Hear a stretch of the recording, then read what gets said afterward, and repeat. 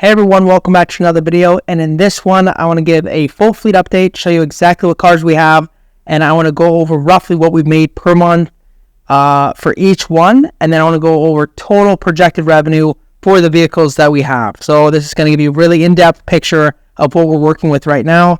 First off, I'm just going to list off the cars that we have, and that'll give you really an idea of what we're working with.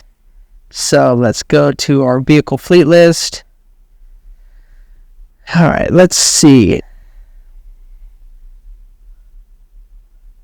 So right now we have a 2017 Audi Q7. We have a 2016 Chevy Malibu LS. We have a 2017 Chevy Malibu LS. We have a 2020 Chevy Malibu LS. We have a 2017 Chevy Tahoe. We have a 2020 Chrysler Pacifica, 2021 Chrysler Voyager, a 2015 Grand Caravan, a 2013 Ford C-Max. We have a 2020 Fusion, a 2015 Fusion. We have a 13 Elantra, a 19, 20, and 21 Jeep Cherokee, and then a 20 and 21 VW Tiguan. So total we have 1, 2, 3, 4, 5, 6, 7, 8, 9, 10, 11, 12, 13, 14, 15, 16, 17. So we have 17 cars total. I'm not going to break down what we bought them for in this video. I really just want to break down what we're expecting to generate with each car.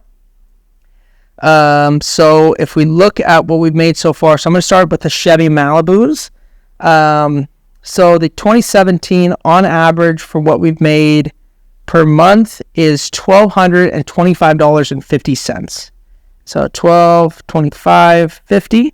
I'm going to say that the 2016 is going to make very similar because we'll match Turo and private. We'll kind of do a little bit of both. That is with Turo and private. So I'm going to multiply that by 2. So I have $2,451 per month for that vehicle. Now I'm going to look at our 2020 Chevy Malibu. On average so far, we've done $1,718.66. So I'm going to add that to our total here. 1718.66, which is really good. That beats our 10% rule. 10% rule meaning buy a car for $10,000, we want to get $1,000 a month consecutively, and that hits 10% a month of what the car is worth. Of course, it's harder to do that with some cars, but definitely possible. Next car is our 2020 Chrysler Pacifica. Honestly, when we bought the Pacificas, we thought we were going to be able to do 10% a month. That's kind of what we projected. We were a little off with that. Well, actually a bit off with that, but on the Pacifica, we have done $1,120.46 on average. And our Voyager has done just a little better at $1,275.85 per month. Next car is our Grand Caravan. Similar story. We wanted to hit 10% on this. We weren't able to quite hit it. There's only certain minivans that we found that really can hit the 10% rule, and we kind of had to test that a little bit to figure it out. But with our Grand Caravan, we have done $977.73 on average per month. Next car is our 2013 Ford C-Max. Believe it or not, this one did hit 10% per month. We bought it for $12,260, and we made $1,252. So we just barely hit the 10% rule, but nonetheless we hit it. Okay, so the next car we have is our 2020 Ford Fusion. This one we didn't hit 10% rule, but we got somewhat closer to the minivans. Bought it for about $20, and we have made $1,325.33 per month on average. Next car is our 2015 Ford Fusion. This one we didn't hit 10%, bought for about $12,000, and we are making about $976.63 per month. This is really good for us. We keep a lot of these numbers. We know exactly what we're making per month. We know what we bought them for. And it's good because we're determining, okay, what cars can we actually make 10% per month? What cars are realistic? And we're determining, okay, what cars should we rebuy? What cars should we test out? It's really good not to just dive in and buy a bunch of the same cars when you haven't done the research. You should buy a couple of little cars, different cars, figure out what cars are doing the best, what cars are doing well, and then use that to determine what cars you're buying next. Don't just buy a bunch of the same car if you don't know that it's going to do well. Next car is our Hyundai Elantra. This one hit the 10% rule for sure. Bought it for $10,000, and we're doing on average $1,126 a month, which is killer. I mean, that's amazing. Next car is our 2019 Jeep Cherokee. This one didn't hit 10%, but it did okay. We're doing about $1,463.45 per month. And the way we're determining this is we're adding up our Turo, we're adding up our private, and then we're dividing by the amount of months that we've owned it. Or if we own it for longer than the year, we'll just do it based on this year. So, we're 9 months in now, so we'll divide it by, if we've had it since the beginning of the year, divided by 9 months. Next car is our 2020 Jeep Cherokee, which is surprising. This one is made less per month than our 2019, which is just super. And I guess the newer the car, the more we did private. But still, those numbers are still on this.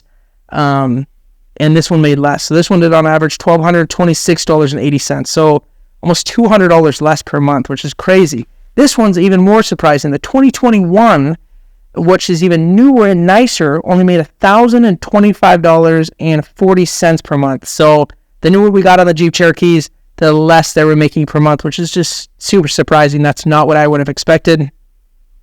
Next car that we have is our 2020 VW Tiguan. This one did really, really well. It beat 10% for sure, but on average it did $1,966.54. Our last one is our 2021, or actually it's not the last one, but the next one is the 2021 VW Tiguan. That one did $1,175.66. I'm not sure why there's such a big gap between the two. I would say that the biggest, by looking at our numbers, is we did a lot more private on the 2020 VW Tiguan as opposed to the 2021 VW Tiguan. I'm not sure why that was. Maybe people just liked it because it's like a little cheaper, so it had higher utilization. I think that's what I'm thinking. So for the next cars, so the next two that we have are Chevy Tahoe and our Audi Q7. We haven't owned them for long enough to really know. We just bought them, so I'm going to go based on the Turo car calculator. But right now we have $19,081.51 right here. So I'm going to go on Turo car calculator, and I'm just going to go based on Phoenix, which is our place, or our city, and I'm going to go Chevy Tahoe, and it says on average you're going to make $25,238. Okay, divided by 12, I have $2,103. Okay, and now what I'm going to do is go and get the Audi Q7. This one does an average of $21,050, so $21,050 per year divided by 12, and we get $1,754.16 per month. Now what I'm going to do is go back and add those other ones. So we have our $1,754 for our Audi Q7. We have our $2,103.16 for our Chevy Tahoe, and then for the other cars we have $19,081 and 51 cents. So our average per month with our 18 cars should be $22,398.83. Now what I'm going to do is multiply that by 12. Keep in mind, we went through a somewhat busy season, which is the first 3 months of the year, and then we went through a slow season, or I guess the busy was the first 4 months, and then we went through a slow season, which is about 4 or 5 months, and now we're going to get into the busy season. So this doesn't even include the next 3 months, which are going to be crazy, crazy busy. So times 12, though, we're looking at $275,266. So looking back at our vehicles, I'm going to look at purchase price. So we've spent total on our vehicles $310,362. I've shown the breakdown of all of this in another video, but to look at the fact that we're going to make $275,266 in a year, about on average, and we've spent $310, we're not quite at that 10% rule, but we're really, really close. I guess for my goal moving forward on our fleet is all of the vehicles that we purchase. We didn't really do this before, or we were, but we just weren't doing enough research. All the vehicles moving forward, they have to hit 10%. We have to know that they're going to hit 10%, because I think definitely moving forward, we can hit that $310,000 for the year, hit that 10%. And that can go for any size. I mean, if you have $1 million in cars, you can make $1 million over the course of a year. If you have $10 million, you can make $10 million in the course of a year. of course, the more expensive cars you get, sometimes you lose a little bit, but you shouldn't lose a ton. Like, you're not going to be getting 25% of that. You're not going to be getting 2.5% in a year.